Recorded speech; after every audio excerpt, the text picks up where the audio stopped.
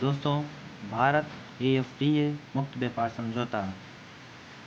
भारत ने यूरोपीय मुक्त व्यापार संघ के साथ एक ऐतिहासिक मुक्त व्यापार समझौते को लागू किया है। यह समझौता भारत और 4 यूरोपीय देशों के बीच आर्थिक और व्यापारिक सहयोग को मजबूत करने की दिशा में एक महत्वपूर्ण कदम है।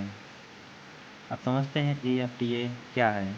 एएफटीए यानी कि यूरोपियन फ्री ट्रेड एसोसिएशन एक अंतर सरकारी संगठन है जिसकी स्थापना 1960 में की गई थी।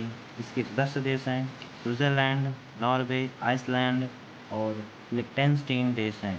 एएफटीए का उद्देश्य अपने सदस्यों के बीच व्यापारिक बाधाओं को कम करके आपसी व्यापार को प्रोत्साहित करना है।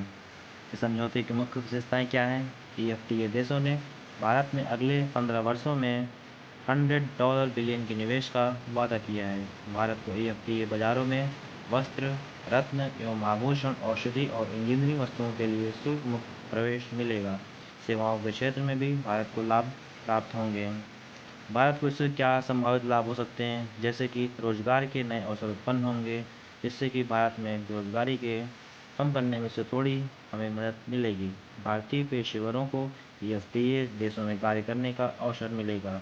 निवेश से भारत में औद्योगिक विकास और तकनीकी हस्तांतरण को बढ़ावा मिलेगा। व्यापारिक असंतुलन को कम करने में सहायता मिलेगी। रणनीतिक महत्व से समझते हैं कि जो समझौता है यह भारत की एक्ट वेस्ट नीति के अंतर्गत महत्वपूर्ण है, जिनके प्रभाव को संतुलन करने में भारत को मदद मिलेगी। यूरोप के साथ रणनीतिक साझेदारी को और मजबूती मिलेगी और ये दृष्टिकोण से भी महत्व है लोक सेवा आयोग और उत्तर प्रदेश लोक सेवा आयोग के जीएस पेपर्स के लिए भी।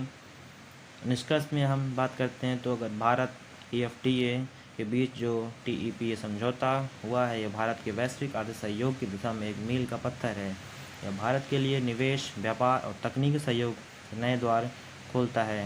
यह जो विषय है यूपीएससी और उत्तर प्रदेश संघ लोक सेवा आयोग जैसे परीक्षाओं के दृष्टिकोण से अति महत्वपूर्ण है और इसकी अद्यतन जानकारी आवश्यक है।